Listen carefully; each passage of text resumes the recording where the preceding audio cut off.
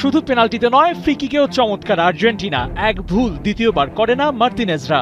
এবার বিশ্বকাপে ফেভারিটের তকমার প্রতি সুবিচার ঠিকই করেছে এবং করেই চলছে। অস্ট্রিয়া ম্যাচে পেনাল্টি মিসের পর ওপেন প্লে থেকে জোড়া গোল করে ভুলের মাসুল দেন মেসি।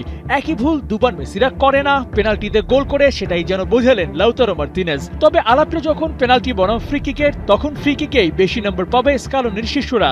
সহজ গোলের সুযোগটা যেমন ওরা নেয়, তেমনি টাফ চান্সটাও কনভার্ট করে গোলে। জর্ডানের বিপক্ষে ফ্রি কিক থেকে করা 2 গোলই ছিল চোখে লেগে থাকার মতো। আর্জেন্টিনা একেবারেই ভিন্নভাবে নেমেছে এই আসরে। কাতার বিশ্বকাপে 4টি পেনাল্টি গোল নিয়ে সর্বোচ্চ গোলের রেকর্ড করে মেসিরা, কিন্তু অবাক হলেও সত্য, সেবার ফ্রি কিক থেকে কোনো গোলই করতে পারেনি আলবিসেলেস্তারা। কিন্তু এবার ব্যাপারটাকে ওরা লেভেলে নিয়ে এসেছে। পেনাল্টির চেয়ে এবার ফ্রি কিকের গোলই বেশি। চলতি আসরে লিওনেল মেসিও 6ষ্ঠ গোলটা করলেন ফ্রি কিক থেকে। It's really hot today. Enjoy double flavor Polar Ice Lolly.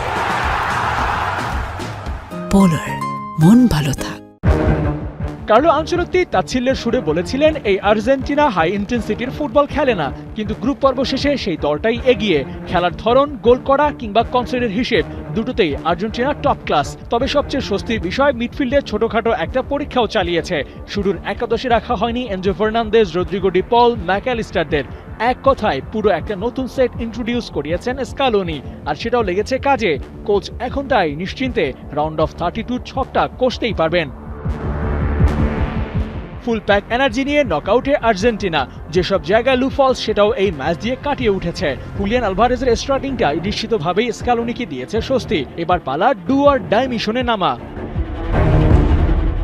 Abu Naim, ৭১।